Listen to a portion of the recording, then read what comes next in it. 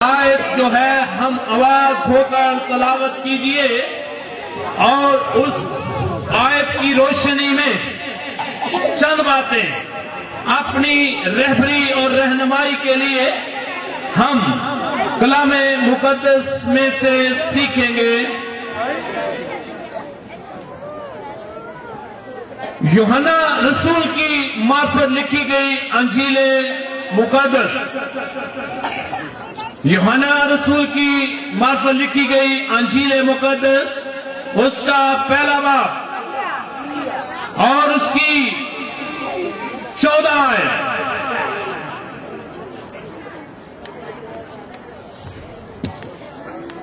दस मिनट के लिए, सिर्फ 10 मिनट के लिए बैठ जाएं प्लीज। खुदा की हजूरी को महसूस कीजिए। ये कोई आम मजमा नहीं है।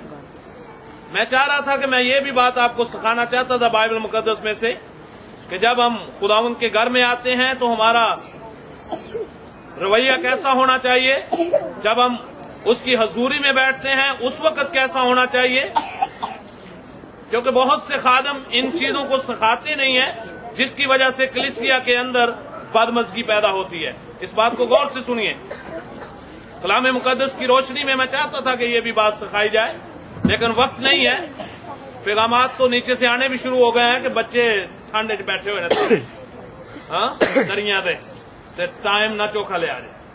हाँ बाकी सही कहते हैं, बिल्कुल मैं इससे इत्तेफाक करता हूँ।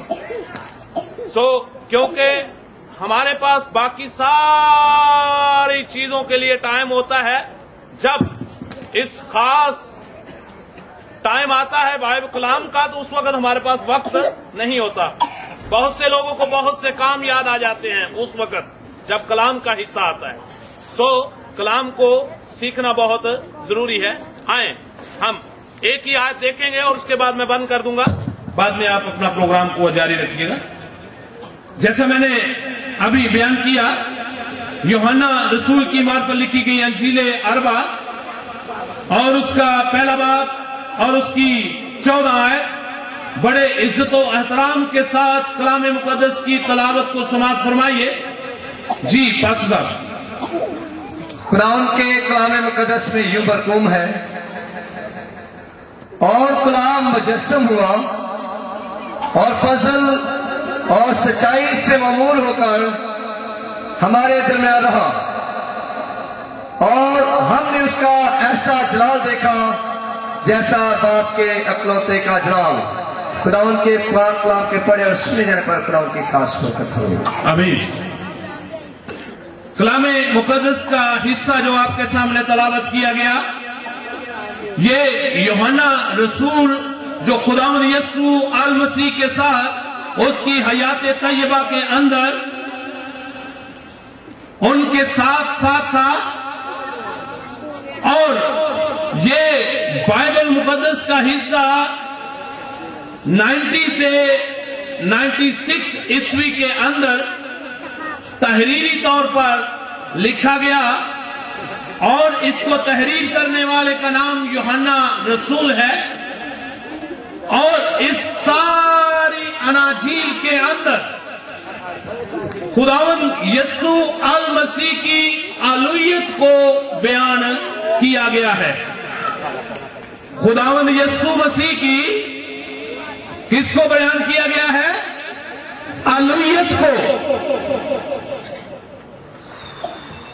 ये जो अभी हिस्सा आपके सामने तलावत किया गया, यहां पे लिखा हुआ है कलाम मुजस्सम हुआ। कलाम मुजस्सम हुआ और फजल और सच्चाई से ममूर होकर हमारे दरमियान रहा। हमने उसका ऐसा जलाल देखा कि जैसा बाप के इकलौते का जलाल है। इस आयत के अंदर 7 मुकाशवाती पैगामात हैं। इस आयत के अंदर 7 मुकाशवाती पैगामात हैं। मैं उन सबको तो बयान नहीं कर सकता, میں اگر بیان کرنا چاہوں بھی ہو سکتا ہے ساری رات لگ جائے، آپ کے پاس وقت نہیں ہے۔ سب سے پہلے کلام، سب سے پہلا پوائنٹ ہے اس کا کلام۔ کلام جو ہے اس کو کہا جاتا ہے جو کسی بھی شخص کے منہ سے نکلنے والی بات ہو اس کو کلام کہا جاتا ہے۔ انسان کے منہ سے نکلنے والی بات جو ہے وہ کلام کہلاتی ہے، اور اس کو کلمہ بھی کہا جاتا ہے، کیونکہ کلمے کی جمع جو ہے وہ کلام ہے، اور منہ سے نکلنے والا وہ الفاظ جو آگے جا کر معنی رکھتا ہو اور جا کر آگے ضرب لگائے اس کو کلام کہا جاتا ہے۔ ہم سب اس بات سے واقف ہیں یوحنا کی انجیل اس کا پہلا باب اس کی پہلی آیت میں کہ ابتدا میں کیا تھا؟ کلام تھا۔ جب تخلیق کائنات ابھی وجود میں بھی نہیں آئی تھی تو اس وقت کیا تھا؟ اس وقت بھی کلام تھا، اور وہی کلام جو ہے خدا کے ساتھ تھا۔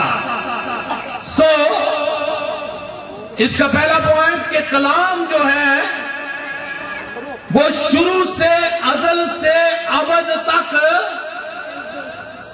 یکساں ہے، اور اسی کلام نے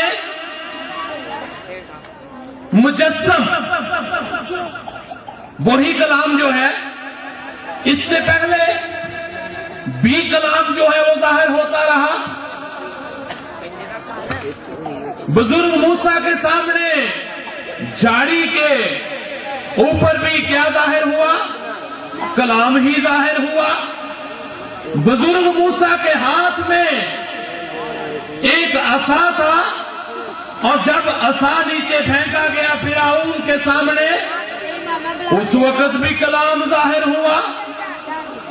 وہ کیا بن گیا تھا؟ سانپ بن گیا۔ بزرگ موسیٰ ہاتھ میں سانپ تو نہیں لے کر گیا تھا، مگر خدا کی کلام کی قدرت سے وہ سانپ بن گیا۔ صدرک میثق عبدنجو، جب جلتی بھٹی کے اندر ان کو ڈالا گیا اس وقت بھی کلام جو ہے وہ ظاہر ہوا۔ اور بادشاہ جو ہے بلتشزر بادشاہ، نبوکدنصر بادشاہ، وہ کہتا ہے کہ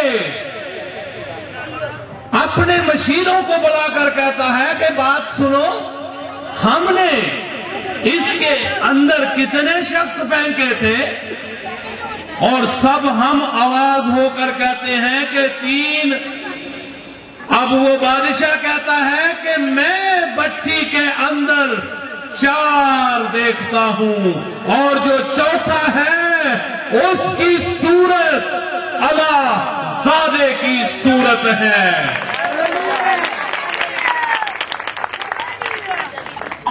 کلام جب بھی ضرورت پڑی اپنے لوگوں کو بچانے کے لیے، اپنے لوگوں کو مشکلات سے نکالنے کے لیے ظاہر ہوتا رہا، اور آخری وقت میں وہ جسم کی صورت میں لکھا ہے، اور کلام مجسم کا معنی ہے یعنی کلمہ جو اس سے پہلے منہ سے صادر ہوتا تھا